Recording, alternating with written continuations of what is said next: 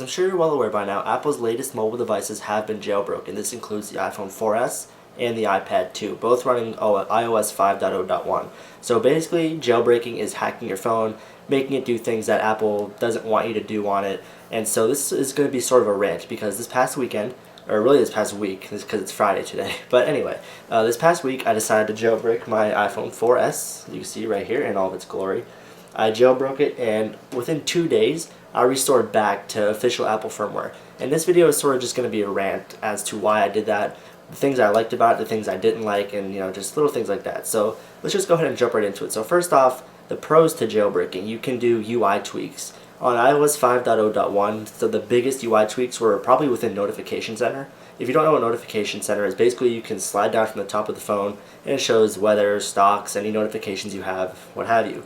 But when you jailbreak, you can do things like have the Notification Center on your lock screen, so you don't have to unlock your phone, then go to Notification Center. You can be at the lock screen, slide down, and there's your Notification Center. So it is very nice to have that very easily accessible. But also now what you can do is you can have apps and things within Notification Center. So here's Notification Center, you can slide down, and with Notification Center down, if I were to slide to the left or right, you can have email, you can have Twitter, you could tweet or text message or pretty much anything right from Notification Center, and it's a very nice feature to have. Another pro to jailbreaking, and this is probably one of the main reasons I decided to give it a try, is an application called Byte SMS. And basically what this is, it's the messaging app on the iPhone, but there's a lot more features, such as if I'm, say, reading my email, and I get a text message, and then you get that little notification at the top. If you hit the notification, it'll take you out of the Mail app and into the Messages app. With this, you're able to text message and reply right within an application. So it just pops up, I can reply, and hit send, and I can just continue scrolling through my mail. Things like that, Byte SMS absolutely excels at, and I loved it. So now moving into the cons of jailbreaking, these are basically the reasons why I decided to go back to an official firmware so early on, like I said, within about 2 days. The first one is simply just because of the number of bugs, the number of glitches that I had. For example, my Springboard would crash constantly. I would just be in the middle of a text message or trying to find an app on my home screen. I'd be scrolling through and it would just crash, return me to the lock screen, and I'd be in safe mode, which basically disables everything that you've installed in Cydia. Any themes, any extra apps, anything is just all gone until you restart the Springboard. Now, I'll be the first to admit that Apple definitely has some work to do with iOS 5 because there are some little bugs sprinkled all throughout it. Little things can go wrong, but these jailbreak bugs are just ridiculous. My phone is freezing, my phone was crashing. Many different things were happening, and I just couldn't take it because I'm used to these little bugs. I'm not used to having my phone crashing and freezing and having to wait an extra minute in the middle of a text message to have to restart my phone. That was happening to me constantly. Maybe some people have a much better experience with jailbreaking, but me personally, it was horrible. Things would freeze constantly, and I just can't take that.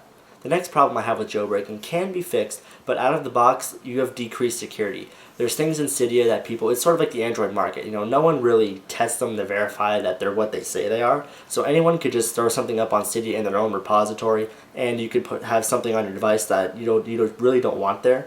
Or, you can always install SSH and not change your password.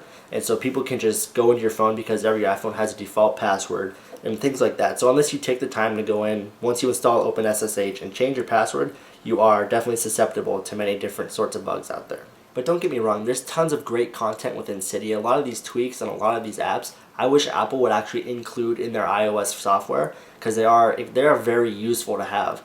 But the thing is, a lot of these ones in Cydia now, these actually useful applications and tweaks, they actually charge money for them now, and I really don't agree with that. I know the developers put a lot of their time and effort and everything into making these, but considering they shouldn't be on the phone anyway, let's say I'm on iOS 5.0.1 now. If I want to update to iOS 5.0.2, say for example, I can't do that until someone jailbreaks that firmware. So therefore, these apps are forcing me to stay behind.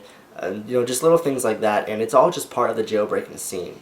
I remember the days of my first iPod Touch back in the day. Back then it wasn't even Cydia, it was actually just called Installer, if you guys remember that. But everything on that store was absolutely free. It wasn't even a store, it was just, at your own risk. But that's what I'm getting at, is that it's all just part of the community. And while these developers, they do work hard on these and they do offer a lot of functionality to the device, I just don't feel that they should be charging real money for them.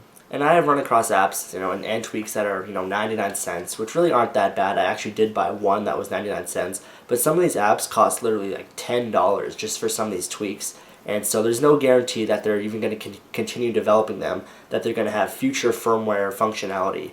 And so, to pay $10 for something that you don't know that you're going to be using for much longer, I think is just absolutely ridiculous. Like I said, especially since it really shouldn't be on that device anyway. I feel that if you're going to develop something for Cydia, then you should be willing to give it away for free. And the last con I have of jailbreaking is that it's just not the experience Apple wants you to have. Like I said earlier, Cydia is sort of, in a way, sort of the Android market. Anyone could post them up there. No one really there's no approval process, is what I'm trying to say.